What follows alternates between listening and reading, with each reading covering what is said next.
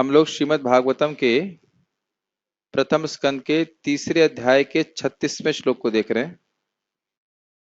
सब लोगों को फाइल मिल गया? शुरू करते हैं। मेरे पीछे माइक पे बोलिए। ये क्या हो रहा है? बार बार वोल्टेज अप डाउन हो रहा है। वहां से लाइन काट दीजिए। उसकी एमसीबी वगैरह कुछ वहां से हटा दीजिए। उनको बोलिए लाइन काट दी तो इन्वर्ट यूपीएस पे चलेगा तो भी ठीक है। हाँ, मैं लाइन से एमसीबी काट दीजिए। सवा मेरे पीछे बोलिएगा माइक पे। स वा इदं विश्वममोघलीलः इदं विश्वमघोघलीला सृजतिवत् सृजतिवत् दिख नहीं रहा ठीक से। सृजति यवति अत्ति न सज्जतेऽस्मिन् सज्जत्यस्वत्यन्ति न सज्जतेऽस्मिन् सृजति अवति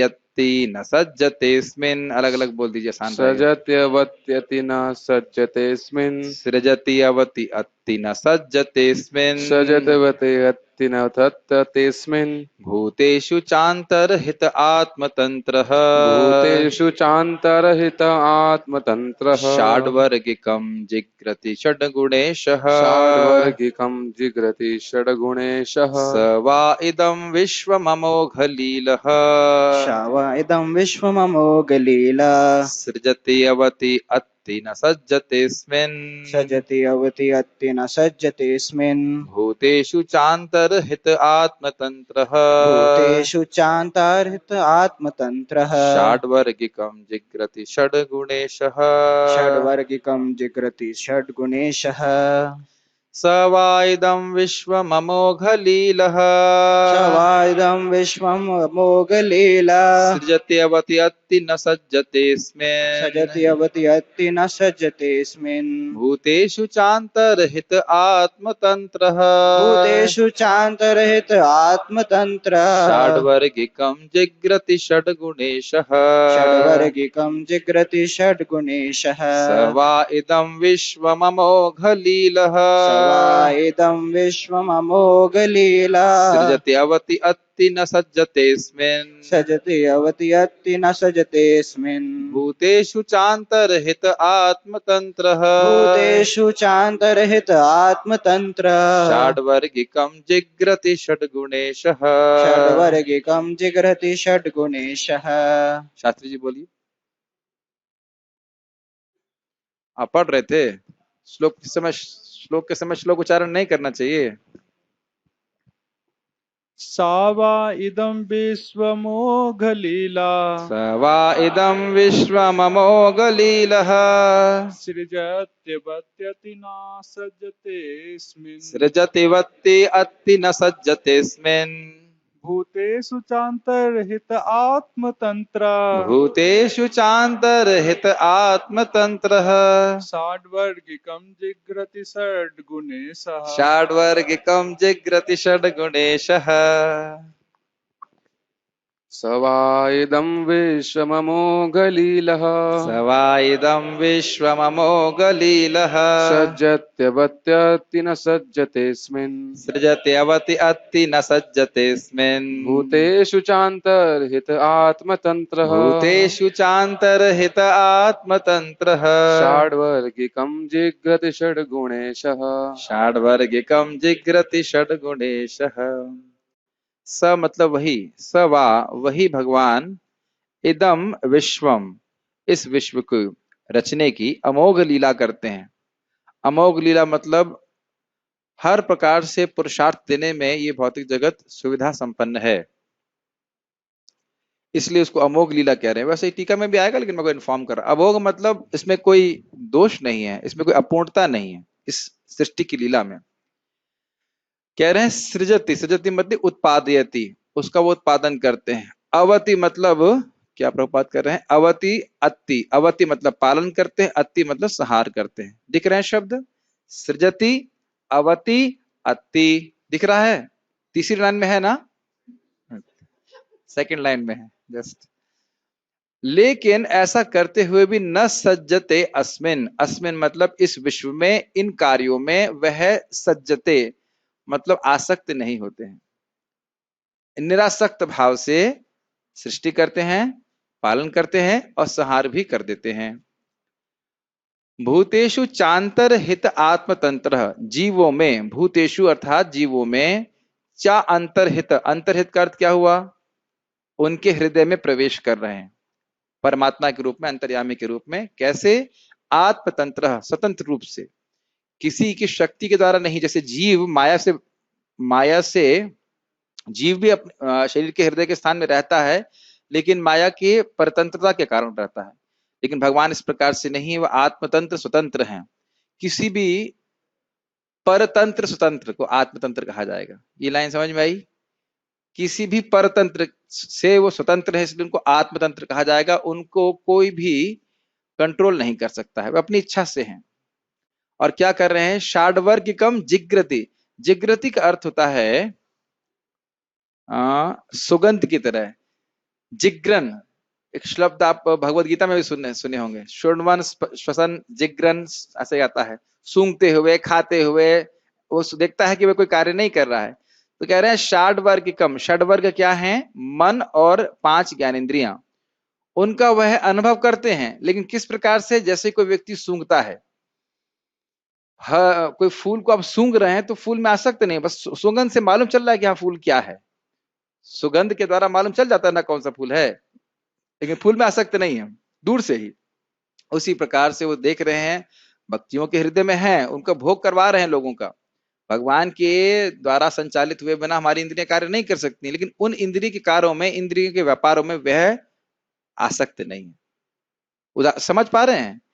पहली लाइन में बोल रहे हैं, पहली लाइन में कि इस जगत की लीला को करते हैं, अमोघ लीला है उनकी, और उसमें वह आसक्त नहीं होते। तो क्यों, किस प्रकार से आसक्त नहीं होते, वो उसको दूसरी लाइन में समझा रहे हैं। आत्मतंत्र, वो स्वतंत्र हैं, वह जीवों के भोग के ऊपर से आसक्त नहीं है। भोग की क्रियाओं की वजह से वो करवा रहे हैं, सुविधा प्रदान कर रहे हैं, लेकिन वो निर्लिप्त हैं। और वो कह रहे हैं षड गुणेशः। ऐसा क्यों है कि वो लिप्त है? ऐसा लिप्त नहीं है तो कहते हैं षड गुणेश। गुण का अर्थ है यहाँ पे जो भगवान के षड ऐश्वर्य वाले गुण थे ना, 6 गुण, जिनको हम हमेशा याद नहीं रख पाते हैं, वो हमारा गुण है, वो 7वां गुण हमारा है। लेकिन भगवान के 6 गुण क्या है? ऐश्वर्य समग्रस्य, वीर्यस्य यशस्स्य, ज्ञान वैराग्य, षडंगना इति, षडंगना इति, ऐसे श्लोक आएगा। ये हमारा गुण है। हर बार इतने बार प्रवचन हो गया, श्लोक याद नहीं रहता है, लेकिन 6 गुण है ये। तो इन गुणों के ईश हैं, इनके वह मतलब भगवान हैं, इनके कंट्रोलर हैं या उनको आस्वादन करने वाले। तो उसमें रमण करते हैं भगवान, अपने दिव्य गुणों में रमण करते हैं, इन भोगों में रमण नहीं करते। लेकिन जानते हैं, जिग्रते जानते हैं कि यहाँ पे जीव भोग कर रहा है, उसके मन के बारे में जानते हैं, उसकी इंद्रियों के व्यापार के बारे में, इंद्रियों की क्रियाओं के बारे में जानते हैं। समझ में आया श्लोक? Okay, very good. अनुवाद। जिनके कर्म सदैव निष्कलुष होते हैं, वे भगवान 6 इंद्रियों के स्वामी हैं और 6 ऐश्वर्यों के साथ सर्वशक्तिमान हैं। तो स्पष्ट समझ में आ रहा है। वे 10 ब्रह्मांडों की सृष्टि करते हैं। ये शब्द इदम आ रहा था, इदम मतलब ये दिख रहा है जो आपको, ये इदम, ये जैसे ये करताल, तो इदम करताल, तो ये है जो आपको जो ब्रह्मांड दिख रहे हैं, उनकी सृष्टि करते हैं, उनका पालन करते हैं और रंच मात्र भी प्रभावित हुए बिना उनका संहार करते हैं। किसी को इस संबंध में कोई उदाहरण याद आ रहा है? रंच मात्र भी प्रभावित हुए बिना संहार करने के बारे में। माइक पे दीजिए, माइक बोलिए। इससे पहले कि मैं कुछ उदाहरण दूं, मुझे अच्छा लगेगा अगर आप उस उदाहरण को स्वयं याद कर सकें। यस।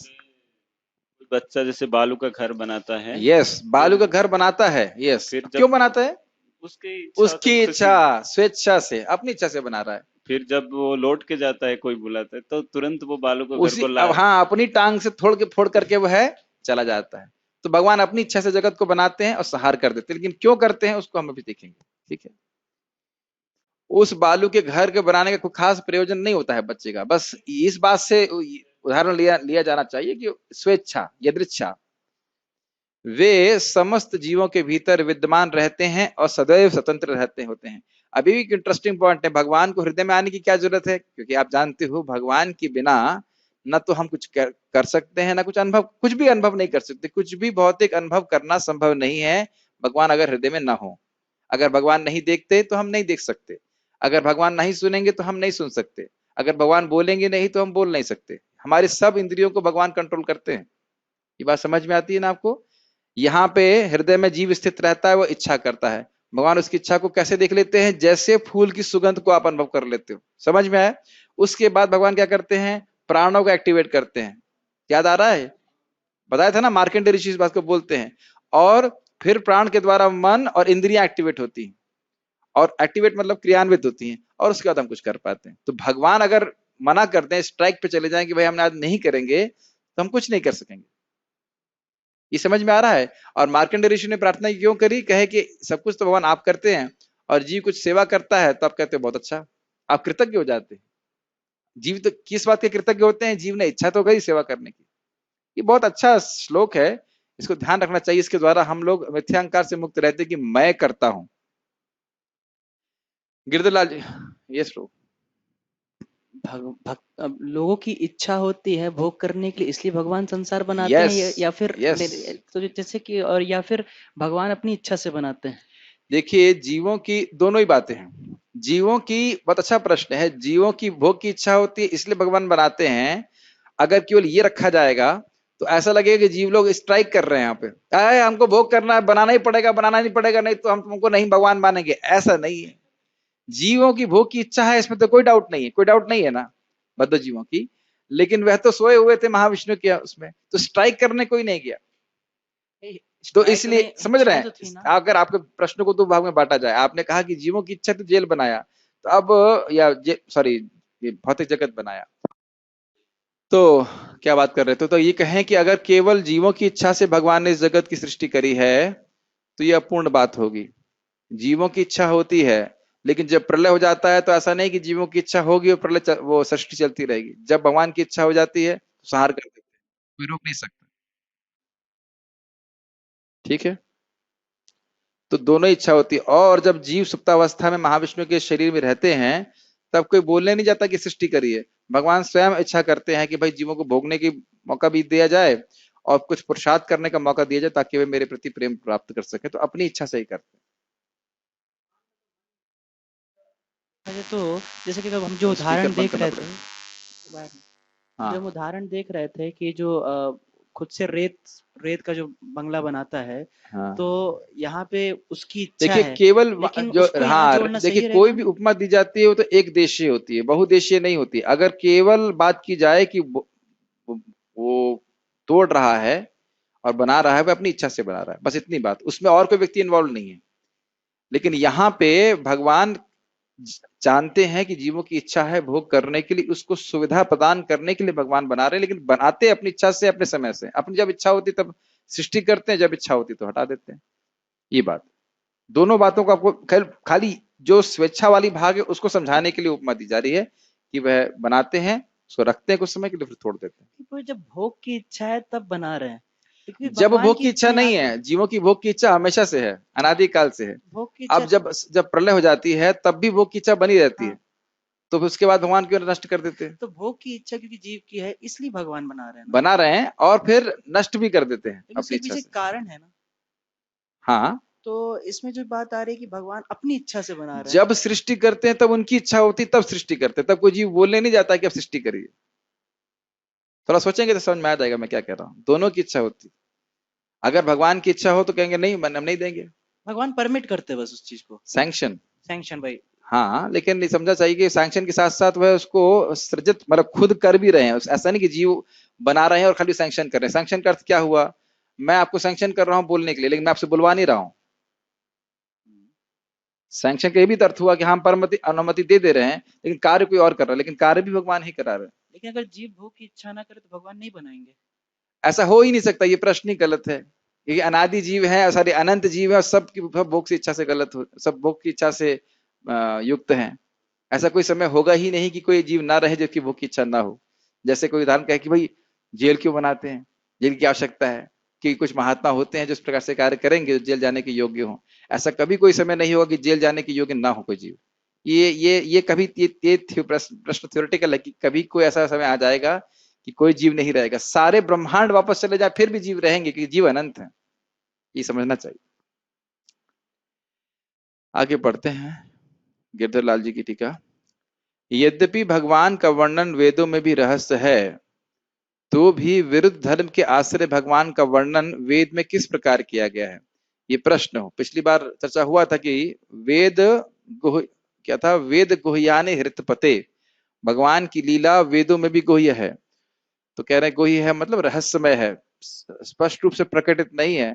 तो कह रहे ठीक है प्रकटित नहीं है, लेकिन फिर भी कुछ तो वर्णन होगा ना, तो क्या वर्णन है उसके बारे में स्पेस लोग कह रहे हैं।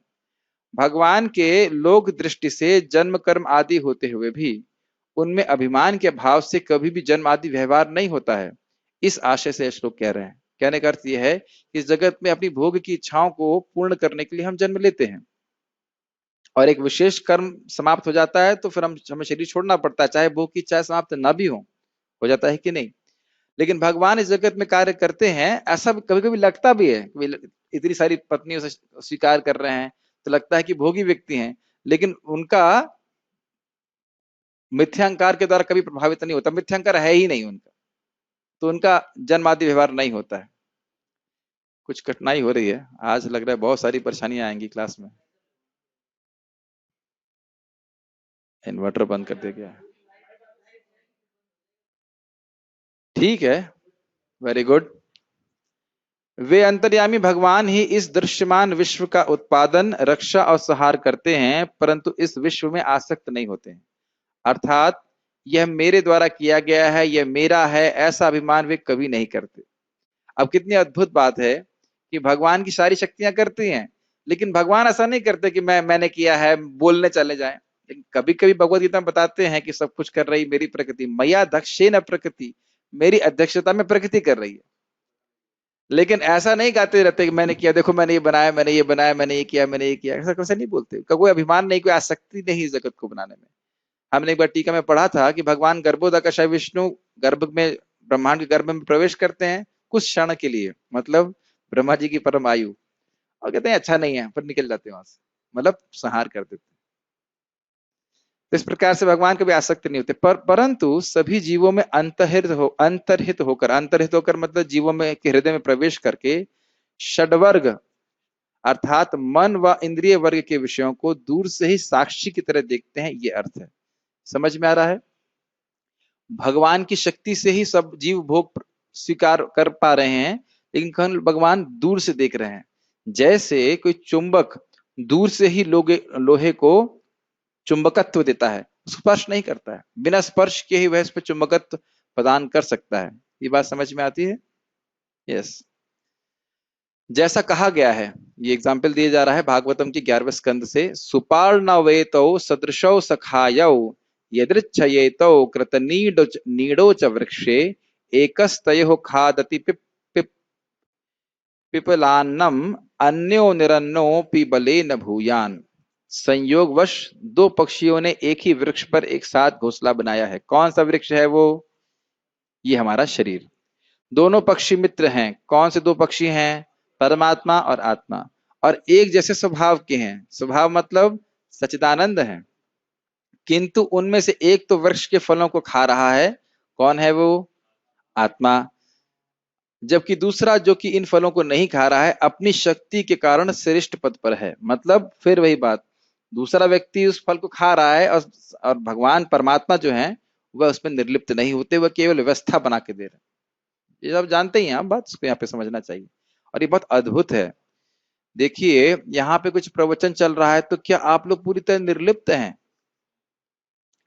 हो सकता है आप किसी को बोर लग रहा हो सकता हो किसी को अच्छा लग रहा हो, लेकिन एकदम निर्लिप्त नहीं हो सकते क्योंकि घटना हो रही है। आप लोग अगर थोड़ी बहुत काउंसलिंग करें, तो अगर कोई व्यक्ति दिन भर, मान लीजिए कोई व्यक्ति, काउंसलिंग नहीं कहना चाहिए, डॉक्टर हैं आप, और दिन भर केवल पेशेंट ही देखते रहें, तो हम परेशान हो जाएंगे। मतलब हमेशा किसी नेगेटिव व्यक्ति की बात, ये प्रॉब्लम है, वो प्रॉब्लम है, ये है, वो है, सुनते सुनते हम निर्लिप्त नहीं रह सकते। उसके संस्कार हमारे मन में बनता है। कितने आश्चर्य की बात है, हम कोई भी भोग करते हैं उसका संस्कार हमारे मन में बन जाता है। भगवान के मन में कोई संस्कार नहीं बनता उस भोग का, कोई बगल में बैठे हैं, और वह प्रभावित भी नहीं होते। भाई आप कोई अच्छा कार्य कर रहे हो, बगल में कोई बैठा है तो कहा हाँ भाई बड़ा अच्छा कार्य कर रहा है, सेवा कर रहा है, उसको उसको लगता है, भले वो कार्य नहीं कर रहा, प्रभावित होता है कि नहीं होता? क्योंकि हम चेतना से युक्त हैं। कोई गलत कार्य कर रहा हो, आपका मित्र या भाई है, जो कुछ भी, तो अरे तो क्यों कर रहा है, और आपके सामने कर रहा है तो खराब लगेगा कि नहीं? लेकिन भगवान के सब कुछ सामने हो रहा है, गलत से गलत कार्य और अच्छे से अच्छे कार्य, लेकिन भगवान उससे पूरी तरह निर्लिप्त है। यह अद्भुत भगवान की शक्ति है। Make sense? सब जगह प्रविष्ट होकर और सब कुछ देखते हुए भी वे उन वस्तुओं के प्रति आसक्ति से रहित कैसे हो सकते हैं? तो इस पर कह रहे हैं कि आत्मतंत्र, वह परतंत्र स्वतंत्र हैं, वह किसी भी और व्यवस्था से पूरी तरह से आत्मनिर्भर हैं, वह किस पे उस पे निर्भर नहीं करते। वह जीव, ऐसा नहीं कि जीव, अरे जीव रसगुल्ला खा रहा है, मेरे से तो पूछ ही नहीं रहा है, मैं तो देख ही नहीं रहा है ना, बिल्कुल इंडिपेंडेंट है, पूरी तरह तृप्त है अपने सुख में। समझ में आया आत्मतंत्र का अर्थ? अर्थात जीव की तरह वह काल, कर्म और स्वभाव आदि के अधीन नहीं है। ये लाइन समझ में आई? बहुत सुंदर लाइन है। क्या हम लोग काल के अधीन हैं या नहीं है? एकदम अधीन है। ऐसा नहीं है कि 5 साल के थे तो कहें कि अब हम लोग ऐसा कार्य कर पाएंगे जब भी हम 25 साल की उम्र में कर पाते। एक समय था तो हम का खागा भी नहीं बोल पाते थे। यस, काल के अधीन हुए कि नहीं? और एक दिन ऐसा आएगा कि हम दोबारा बचपन में चले जाएंगे। मैं नए जन्म की बात नहीं कर रहा हूँ, बुढ़ापे की बात कर रहा हूँ। बुढ़ापे में भी वैसे ही दांत निकल जाते हैं जैसे बचपन में नहीं होते, बाल निकल जाएंगे जैसे बचपन में नहीं होते, और शायद टॉयलेट बाथरूम भी बेड पे करना पड़ेगा जैसे कि हम बचपन में करते हैं। ये दूसरा बचपन है कि नहीं? तो इस प्रकार से काल के प्रभाव में हमारा शरीर परिवर्तित होता है, उसके अनुसार हमें कार्य करना पड़ता है। कर्म, पिछले कर्म के अनुसार व्यक्ति को कुछ सुख दुख प्राप्त है, बुद्धि प्राप्त है, और उसके अनुसार वह कार्य करता है। अगर कोई, आज मैं सीख ही रहा था, गैया है तो गैया हरे कृष्ण नहीं बोल सकती, बाकी सब कुछ ठीक है, बंदर हरे कृष्ण नहीं बोल सकता। आप कभी देखेंगे कुछ लोग, आप लोग आश्चर्य करते हो, प्रभु जी ऐसा क्यों कह रहा है, ये ऐसा क्यों है? कभी आश्चर्य मत कीजिए, वो बहुत बड़ा प्रेशर है उसके ऊपर। वो व्यक्ति ऐसा इसलिए है क्योंकि कर्मों का बहुत बड़ा प्रेशर है। Make sense? इसका मतलब ये नहीं कि वो भक्ति नहीं कर सकता है, लेकिन वो ऐसा क्यों है क्योंकि बहुत बड़ा कर्मों का प्रेशर है। मेक सेंस नहीं? और स्वभाव, स्वभाव तो आप जानते ही, स्वभाव का अर्थ क्या है? चित्त में हम कोई भी कर्म करते हैं तो संस्कार बनता है, और उस कारण से उन गुणों से हम प्रभावित होते चले जाते हैं और उसके अनुसार हमारा स्वभाव बन जाता है। ये हमारा स्वरूप नहीं है, स्वरूप है कृष्ण का दास। स्वभाव मतलब कंडीशन नेचर। ये बात समझते होंगे आप। तो क्या भगवान इस प्रकार से अधीन है? नहीं। एक ही बात पे एक व्यक्ति को क्रोध आएगा, दूसरे व्यक्ति को बिल्कुल नहीं आएगा। होता है आपने होते हुए देखा है ना आपने? एक ही बात पे मैंने देखा है, मैं तो स्पष्ट रूप से देखा है, यहाँ पे अगर जरा सा भी जाम लगता है लोग गाली देना शुरू कर देते हैं। मैं इंडोनेशिया में देखा, लंबा जाम लगा है 4 से 5 घंटे का, और लोग खड़े मुस्कुरा रहे हैं। एक कोई भी आदमी गाली नहीं दे रहा, कोई हॉर्न भी नहीं बजा रहा है। सोचिए, 4-5 घंटे का जाम, और ना कोई गाली दे रहा है, ना कोई कुछ भी नहीं, मुस्कुरा रहे हैं, आराम से जो है खुल रहा है। तो ये स्वभाव की बात है। अगर मान लीजिए किसी के खाने में थोड़ा सा कहीं बाल आ जाए किसी के, तो लोग बवाल खड़ा कर देते हैं, और कुछ लोग कहते हैं कोई बात नहीं, बाल को किनारे कर दो, खाओगा सादा। होता है कि नहीं? स्वभाव का अंतर है ये। क्या कह रहे थे आप? स्वभाव और स्वरूप में क्या अंतर है? स्वभाव भौतिक जगत में हमारा जो चित्त है, हम इस माली जन्म में कुछ कर्म किए, अनादिकाल से हमारे में भोग की इच्छाएं, भौतिक इच्छाएं, तो उसके अनुसार हम कुछ कर्म करते हैं। अब उस कर्म का संस्कार मन में बन जाता है, तो अब उस कर्म को करते हुए हमने रजोगुण, सतोगुण या तमोगुण या इनके मिश्रण के संग करते रहते हैं, उसकी छाप बनती जाती है। उसके अनुसार हमारा घोर स्वभाव, मृदु स्वभाव इत्यादि इत्यादि बनता जाता है। ये समझते हैं? घोर स्वभाव, कोई क्रोधी है, कोई कामी है, कोई ऐसा, बहुत सारी चीजें हैं, तो संस्कार बन जाते हैं। उस संस्कारों को कारण हमारे चित्त की ऐसी दशा बन जाती है, और उस चित्त के अनुसार हम कार्य करते हैं, वही स्वभाव बन जाता है। स्वभाव करते करते स्वरूप नहीं हो सकता उसका ना? स्वरूप है, कृष्ण के नित्य दास हैं। वह जब हमारा कुछ भी स्वभाव हो तब भी हमारा स्वरूप वही रहता है। स्वरूप परिवर्तित नहीं होता है। जो भगवान का से हमारा नित्य संबंध है वह शाश्वत है। स्वभाव परिवर्तन होने लगता है। जैसे आप जानते हो मृगारी बहुत कठोर स्वभाव का था, लेकिन जब भक्ति करने लगा तो उसका स्वभाव मृदु हो गया। स्वभाव में परिवर्तन आ जाता है, क्योंकि स्वभाव हमारे चित्तवृत्ति के अनुसार होता है। चित्त शुद्ध होगा, स्वभाव परिवर्तन हो जाएगा। कोई कठिनाई तो नहीं समझ, लेकिन स्वरूप फिक्स होता है। ठीक है, स्वरूप जो है हमारा भगवान से संबंध वो वही रहता है। इसीलिए नहीं बोला गया जीवेर स्वभाव होए कृष्ण नित्यदास, ना, जीवेर स्वरूप होए कृष्ण नित्यदास। उसका कारण कह रहे हैं, अरे क्यों अधीन नहीं है, तो कहते हैं षड गुणेश, अर्थात श्लोक सामने है, तुम्हें संग बोलिए, ऐश्वर्य समग्रस्य वीर्यस्य यशसः सिर्यः ज्ञान वैराग्य योश्चैव षडन्नाम भग इतिंगणाम। विष्णु पुराण 6.5.47। क्यों है? क्योंकि भगवान इन 6 गुणों के स्वामी हैं। इन 6 गुणों से पूरी तरह युक्त रहते हैं। उनको भौतिक जगत की किसी वस्तु से कोई मतलब नहीं। इस प्रकार भग शब्द से कहे गए 6 ऐश्वर्यों के गुणों के वे ईश हैं, अर्थात भगवान है। ये अर्थ है। समझ में आया? षडगुणेश का अर्थ समझ में आ रहा है आप लोगों को? ये बहुत फास्ट जा रहे हैं, हाँ या ना पता नहीं। ठीक है, यदि वे ऐसे हैं, अब मान लो कोई कहे भाई पूरी तरह संतुष्ट वे सृष्टि करते क्यों हैं?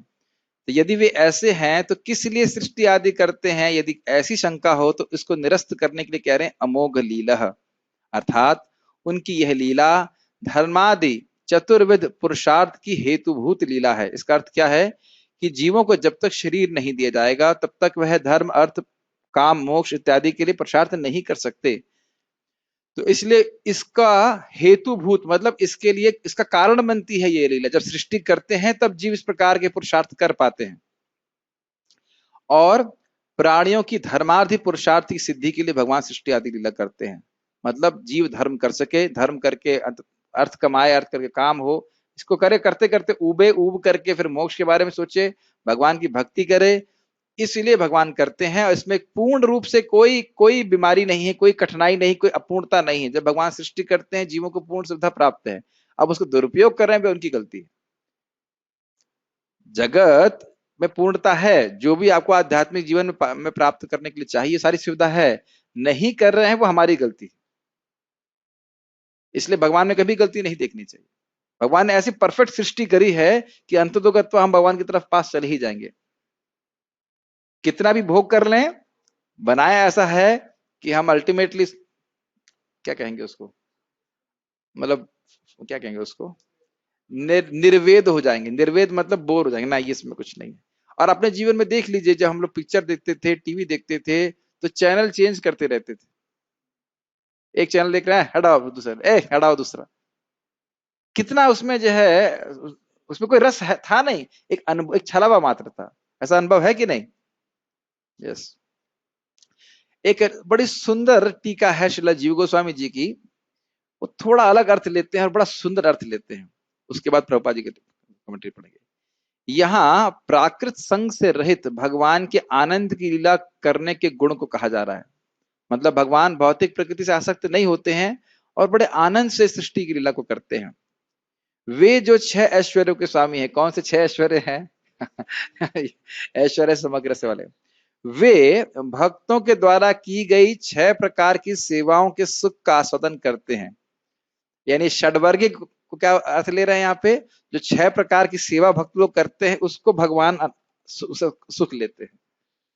बहुत सुंदर है। सृष्टि करते हैं, सृष्टि होती है, भक्त लोग सेवा करते हैं, और 6 प्रकार की जो सेवा है उसका सुख भगवान लेते हैं। कोई षडवर्गिक शब्द आया था, उसका अर्थ इस प्रकार से लेते, जैसा श्री प्रहलाद महाराज ने कहा था। और जैसा कि हमारे इस श्लोक को जब हमने चर्चा किया था तो उसका रिकॉर्डिंग खराब हो गई थी। हमें याद है, अभी कभी दोबारा करेंगे। मेरे पीछे बोलिए कोई भक्त। तत्तेर्हत्तमा नमः स्तुति कर्म पूजा तत्तेहत्कनं सति कर्म स्मृतिश्चरणयोः श्रवणं कथायाम् कर्म स्मृतिश्चरणयोः श्रवणं कथायाम् संसेवया त्वयि विनेति षडङ्गया किम् संसेवया त्वयि विनेति षडङ्गया किम् भक्तिं जनः परमहंस गतौ लभेत। भक्तिं जनः परमहंस गतौ लभेत। याद आ रहा है ना, श्लोक हम चर्चा किए थे ना? यस। अनुवाद। अतएव हे श्रेष्ठतम पूज्य भगवान, मैं आपको सादर नमस्कार करता हूं, क्योंकि षडंग भक्ति के बिना परमहंस को प्राप्त होने वाला लाभ भला कौन प्राप्त कर सकता है। इसकी व्याख्या नहीं कर रहे हैं, क्योंकि ये व्याख्या हम लोग पहले ही कर चुके, सब याद ही होगा आप लोगों को तो उसे। षडंग भक्ति के अंग है प्रार्थना करना, समस्त कर्म फलों को भगवान को समर्पित करना, पूजा करना, आपके निमित्त कर्म करना, आपके चरण कमलों को सदैव स्मरण करना तथा आपके यश का श्रवण करना। लेकिन ये तो समझ में आ रहा है श्लोक, लेकिन इसका लिंक क्या है? षाड वर्गिकम, ये जो 6 वर्गीकरण किया जाए, ये 6 प्रकार की भक्ति है, इसको भगवान को सुख मिलता है। हम कुछ प्रार्थना करते हैं, प्रणाम करते हैं, अपने कर्मों को भगवान को समर्पित करते हैं, तो भगवान उससे खुश होते हैं। वो षड गुणेश पूर्ण परम पूर्ण है, लेकिन फिर भी भक्त इस प्रकार से भक्ति पूर्वक सेवा अर्पित करते हैं तो भगवान खुश होते हैं। कठिन हो रहा है, समझ में आ रहा है? ठीक है। एक अर्थ लिया जा रहा है कि षडवर्ग मतलब मन और इंद्रियों से जो भोग कर रहा है उसको दूर से देख रहे हैं, और दूसरा षडवर्ग का अर्थ यह है कि भक्त 6 प्रकार की सेवा अर्पित करते हैं, उससे भगवान सुखी होते हैं। और जैसे आप फूल सूंघ रहे होते हैं अपने लिए, तो भगवान को कोई खुशी नहीं होती, लेकिन वही फूल आज मैं देखा एक भक्त बड़े सुंदर से बर्तन में गौरता जी के लिए लेके आए, अब भगवान को अर्पित कर रहे हैं, तो ये फूल भगवान सूंघते हैं स्पेशली। अंतर समझ रहे हैं? ही बिकम्स हैप्पी। ये मैंने पहले भी बताया था, भक्ति रसामृत महाराज बताते हैं कि जैसे ही हम ये सोचते हैं कि ये फूल कृष्ण के लिए है, वो आध्यात्मिक हो जाता है। प्रभुपाद जिसको भागवत में बताते हैं, matter engage in Krishna service regains it's spiritual qualities. जैसे ही पदार्थ को भगवान की सेवा में लगाते हैं, वह अपने आध्यात्मिक गुण को वापस प्राप्त कर लेता है। वैसे फूल के ऊपर मैं कहना चाहूंगा, चैतन्य भागवत में आता है कि जो श्रीमन चैतन्य महाप्रभु के चरणों में फूल अर्पित करता है, वो चाहे कितना भी गर्हित व्यक्ति हो, खराब व्यक्ति हो, लेकिन वह भगवान का भक्त बन जाएगा। मैं याद नहीं आ रहा है कि चैतन्य चरितामृत में है कि चैतन्य भागवत में, दोनों में से किसी एक में है। ठीक है, तात्पर्य पढ़ते हैं। भगवान तथा जीवों के बीच का मुख्य अंतर यह है कि भगवान सृष्टा है और जीव सृष्ट है। इसको अर्थ ये समझना नहीं चाहिए कि जीव की सृष्टि होती है, जीव के शरीरों की सृष्टि होती है। जीव की सृष्टि कभी नहीं होती, जीव भगवान के साथ ही शाश्वत है, अनादि है। यस, यहाँ पर उन्हें अमोघ लीला कहा गया है, जो इस बात का द्योतक है कि उनके सृजन में कुछ भी शोचनीय नहीं है। शोचनीय मतलब खराब नहीं है, अर्थात इस सृष्टि में सभी जीवों के लिए पूर्ण व्यवस्था है कि वह पुरुषार्थ करें। अब वो कर नहीं रहे हैं, वो उनकी इच्छा, लेकिन है पुरुषार्थ की व्यवस्था सबके लिए। जो लोग उनकी सृष्टि में गड़बड़ी उत्पन्न करते हैं, वे स्वयं विचलित होते हैं, प्रकृति के द्वारा दंडित होते हैं। वे समस्त भौतिक संतापों से परे हैं, क्योंकि वे 6 ऐश्वर्य अर्थात धन, शक्ति, यश, सौंदर्य, ज्ञान तथा त्याग से संपन्न है। मतलब भगवान अपने पूर्ण आनंद में संतुष्ट हैं, आत्मरामा। इस प्रकार वे इंद्रियों के स्वामी हैं। किस प्रकार, कौन सी इंद्रियों के स्वामी हैं? षड्वर्गिकम, मन और 5 ज्ञानेंद्रिय, कर्मेंद्रिय भी, लेकिन मुख्य रूप से यहाँ पे, क्योंकि उस ज्ञानेंद्रिय का कर्म ही है जगत से रस अनुभव करने का शक्ति उनमें होती है, इस कारण से बोल रहे हैं। उनके द्वारा इन दृश्य जगतों की सृष्टि उन जीवों के उद्धार के लिए की जाती है जो 3 प्रकार के क्लेशों से ग्रस्त हैं। यह क्योंकि बोल रहे हैं श्रील प्रभुपाद जी, क्योंकि जो जीव क्लेशों से ग्रस्त हैं, वह अगर भगवान के लिए भक्ति करते हैं, भगवान के लिए कुछ तपस्या करते हैं, तो फिर अंततोगत्वा वह भगवान के धाम जाने के योग्य होते हैं। ये व्यवस्था भगवान ने करी। वे उनका पालन करते हैं और समय आने पर किसी प्रकार से प्रभावित हुए बिना उनका संहार कर देते हैं। बड़ा अच्छा वर्णन जहां तक मुझे स्मरण आ रहा है 5वें स्कंद में है। अनंत देव देखते हैं कि भाई जी बहुत भोग कर रहा है, कोई भक्ति नहीं कर रहा, फिर वो क्रोधित होते हैं और पूरे ब्रह्मांड को जला देते हैं। तब कोई नहीं कह सकता अरे भाई ऐसा कैसे कर सकते हो आप, कोई केस नहीं लगा सकता उनके ऊपर। समझ रहे हैं? कर रहे हैं व्यवस्था, दे रहे हैं, जब उनका अच्छा होता नहीं, ये लोग मान नहीं रहे, भोगों में लगे हुए, खत्म कर देते हैं ये बात। वे इस भौतिक सृष्टि से बाह्य रूप से उसी तरह संबंधित हैं जिस प्रकार किसी सुगंध युक्त पदार्थ से संबंधित हुए बिना कोई सुगंधी का सेवन करता है। कई बार आप लोगों को अनुभव हुआ का, यहाँ से आप जब मंदिर जाते हैं तो मोगरा के बाग के पास में जाने से मोगरा की खुशबू आती है कि नहीं? मालूम चल जाता है ना कि मोगरा के पास से, बाग के पास से जा रहे हैं। बाग मतलब टाइगर नहीं, बाग मतलब गार्डन। यस, बाग, बाग नहीं बोल रहा हूं, बाग बोल रहा हूं। तो हम वो उसमें ऐसा नहीं कि हम बाग में प्रवेश करके मालूम चल जाता है कि यहाँ पे क्या सुगंध आ रही। इसी को भगवत गीता में क्या बोला गया है? वायुर्गंध निवासयात।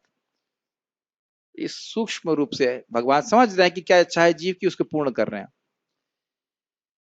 हाँ, लेकिन इसमें लिप्त नहीं होते। अतएव इष्टताहीन तत्व समस्त प्रयासों के बावजूद भगवान के पास तक नहीं पहुंच पाते।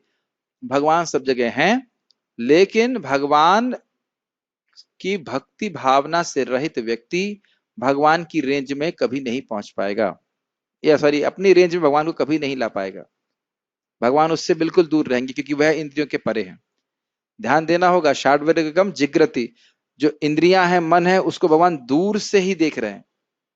तो इंद्रियां और मन भगवान में नहीं जा सकते। जब हम भक्ति करते हैं तो भगवान हमारे मन और इंद्रिय में आते हैं, ये अंतर है। लेकिन अगर भक्ति नहीं करेगा तो भगवान को कभी नहीं समझ सकता।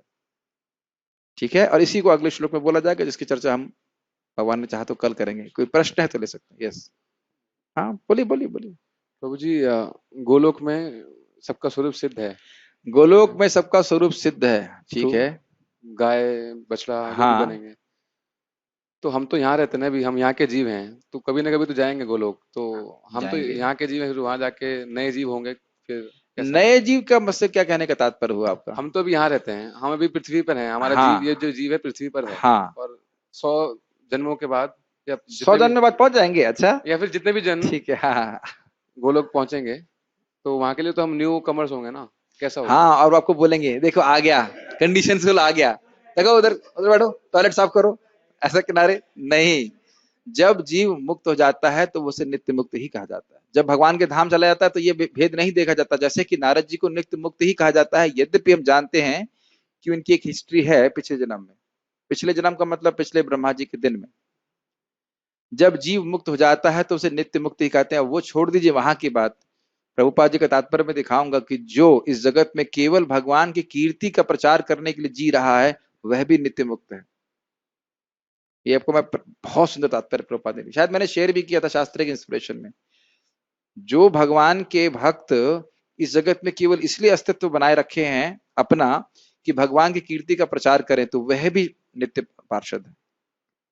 क्योंकि जीवन में और कोई लालसा नहीं है और कोई इच्छा नहीं है, कृष्ण की सेवा में ही लगे। बहुत अद्भुत तात्पर्य प्रभुपाद जी का, तात्पर्य अद्भुत, चैतन्य चरितामृत में था। और कोई प्रश्न? यस प्रभु। ब्रह्मांड को ध्वस्त कर देते हैं थोड़ा भगवान। जोर से बोलिए, माइक में बोलिए। हाँ, जब भगवान ब्रह्मांड को खत्म कर देते हैं, जब भगवान ब्रह्मांड को खत्म कर देते हैं, और फिर क्या फायदा होता है? जीव तो वापस, जब भगवान गुस्सा होते हैं कि ये भोग में पड़ा है, इससे कुछ नहीं होने वाला है, हाँ उससे थोड़े, उसका भोग तो खत्म नहीं होता है, हाँ, वो तो चलते रहता है, तो क्या फायदा हुआ? फायदा ये हुआ कि इस बीच में जब सृष्टि हुई, प्रश्न समझ में आ रहा है भाई, भोग की इच्छा समाप्त नहीं, पर संहार क्यों कर दिया? तो देखिए, जब बीच में सृष्टि हुई, ऐसे भी सृष्टि हुई है, तो आप भक्ति कर रहे हो कि नहीं कर रहे हो? अब भगवान के धाम चले जाओगे कि नहीं चले जाओगे? कुछ फायदा हुआ कि नहीं हुआ? पूरी सृष्टि में अगर एक जीव भी भगवान के धाम चला गया तो बहुत फायदा हुआ। लेकिन बहुत लोग जाते हैं, ऐसी बात नहीं। ब्रह्मा जी के दिन में बहुत लोग जाते हैं। पुरेह भूमन बहवोप योगिनस तदर्पितेहा निज कर्म लब्धया। तो बहुत सारे लोग भगवान के पास जाते हैं। बहवो ज्ञान तपसा पूता मद भाव मागता। तो सृष्टि होती है तो बहुत से लोग भगवान के पास जाते हैं, और जब महाप्रभु आते हैं तो ढेर के ढेर ले जाते हैं। ब्रह्मा जी दिन में एक बार तो आएंगे ही, पूरा भगवान श्री राम आएंगे तो बहुत सारे लोगों को लेके चले जाएंगे। तो सृष्टि के द्वारा बहुत सारे लोगों को लाभ होता है। अब जिनको लाभ नहीं होता, वो इस पे हमारे दीन बंधु प्रभु बहुत अच्छा जोक मारते हैं। कहते हैं देखो भाई, सृष्टि क्या है? भगवान का प्राणायाम है।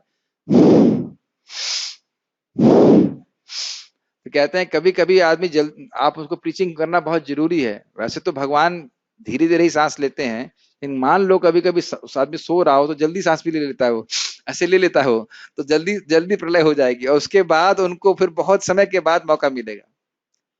पता नहीं कितना भक्तों को समझ में आ रहा है, लेकिन यह जो सेवा है ना प्रचार की, इसकी कोई तुलना नहीं है किसी भी अन्य सेवा से। इसमें कोई झगड़े की बात नहीं है। अगर आप थोड़ा विचार करेंगे तो समझ में आएगा कि जब तक भगवान के बारे में भक्तों का संपर्क, कुछ श्रवण, कुछ कथा प्रामाणिक रूप से न पता चले, जीव भगवान के बारे में जानने के, भगवान के धाम के बारे में जानने छोड़ दीजिए, जानने के बारे में सोचेगा ही नहीं कि मुझे भगवान को जानना भी है। देवताओं की भी ये स्थिति है, जानने की इच्छा ही नहीं है, भोगों में पूरी तरह लिप्त रहेगा, कोई प्रमाण की जरूरत नहीं है। मण गिरवा नरक कुबेरा, देख लीजिए।